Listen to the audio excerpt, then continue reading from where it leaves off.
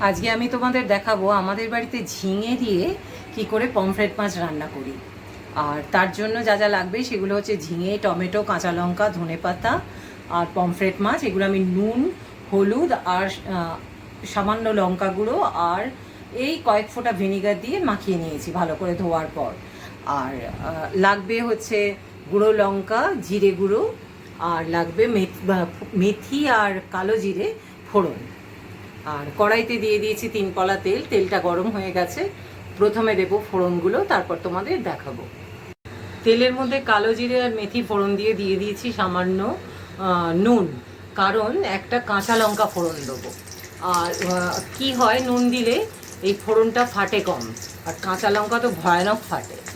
আর এই কাঁচা লঙ্কাটা দেওয়ার প্রায় সাথে সাথেই আমি দিয়ে দেবো কেটে রাখা টমেটোগুলো। আর তারপর এগুলো ঢাকা দিয়ে রেখে দেবো। নুন তো দেওয়াই হয়ে গেছে, যতক্ষণ না টমেটোটা একটু গলে যায়। আর তারপর আমি দেবো কেটে রাখা ঝিঙেগুলো, আর তোমাদের দেখাবো।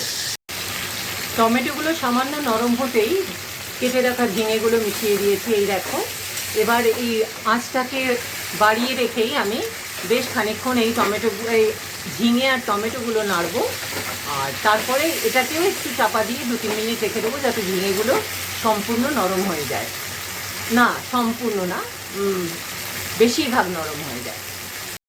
মিনিট 3 মিডিয়াম হাই ফ্লেমে ঢাকা দিয়ে রাখবার পর দেখো ঝিঙেগুলো পুরো নরম হয়ে এসছে। এরপর এর উপর আমি মিশিয়ে দেবো কিছু মশলা, আর সেগুলো দেওয়ার পর আমি তোমাদের দেখাবো।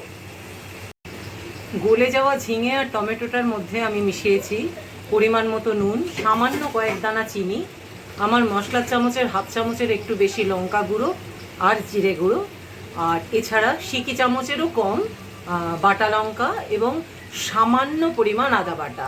এবার আমি গ্যাসটাকে বাড়িয়ে নিয়ে এই মশলাটাকে মেশাবো এই ঝিঙে আর টমেটোর মিশ্রণটার সাথে। তারপর আবার আঁচ কমিয়ে মিনিট খানেক রেখে দেবো। তারপর ঢাকনাটা খুলে তোমাদের দেখাবো। একদম ভুলে গিয়েছিলাম হলুদ মেশাতে, তাই মশলাটাতে জল দেওয়ার পর আমি সামান্য এই হাফ চামচের একটু কম হলুদ গুঁড়ো মিশিয়ে দিয়েছি। এবার এই ঝোলটা পুরোপুরি ফুটতে আরম্ভ করেছে। এবার এর মধ্যে দিয়ে দেবো এই মেখে রাখা ম্যারিনেট করা পমফ্রেট মাছগুলো। আর এই পমফ্রেট মাছগুলো কিন্তু দেখেই বুঝতে পারছো আমি ভাজিনি।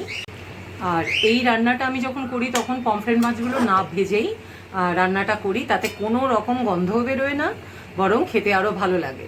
তোমরাও এই পদ্ধতিতে করো। মাছ যে ভাজলেই খেতে ভালো হবে এমন সব জায়গায় হয় না। তা যাই হোক, এইভাবে তো মাছগুলো দিয়ে দিলাম। এবার এই মাছগুলোকে একটুখানি ছড়িয়ে নিয়ে আমি ঢাকা দিয়ে রাখবো খানিকক্ষণ। তারপরে আর হ্যাঁ, গ্যাসটা কিন্তু বাড়ানোই আছে। আর এখন মিডিয়াম হাইতে করে দেবো গ্যাসটা। আর এই মাছটা অল্প একটু সেদ্ধ হবে। এই সব মিলিয়ে ম্যাক্সিমাম এই রান্নাটা হতে আর মিনিট 4 টাইম লাগবে। মোটামুটি 2-3 মিনিট মাছটাকে আমি ফুটিয়েছি। তার মধ্যে এই উপরের একটা না দুটো মাছকে আমি উল্টে দিয়েছিলাম। এই দেখো, এইবার আমি কিন্তু ধনেপাতা আর কাঁচা লঙ্কাটা ছড়িয়ে দিয়ে গ্যাসটা বন্ধ করে রেখে দেবো মিনিট 10। তারপর মাছটা নামিয়ে নেবো, তারপর তোমাদের দেখাবো। প্রায় মিনিট 10 স্ট্যান্ডিং টাইমে রাখবার পর আমি পমফ্রেট মাছের ঝালটাকে এই পাত্রে নামিয়েছি। এই দেখো, এটা পুরোপুরি সেদ্ধ হয়ে গেছে এবং দেখতে এইরকম হয়েছে।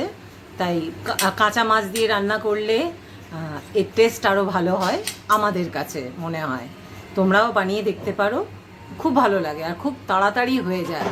যেটা পমফ্রেট মাছ আমাদের বানাতে গেলে নানান রকম আমি কায়দা কানুন করি, এটা মানে আমার বরের মস্তিষ্ক প্রসূত। আমি প্রথমে একদম রাজি হচ্ছিলাম না এভাবে পমফ্রেট মাছ খেতে, কিন্তু তার কথাতে বানিয়েছিলাম প্রথম দিন।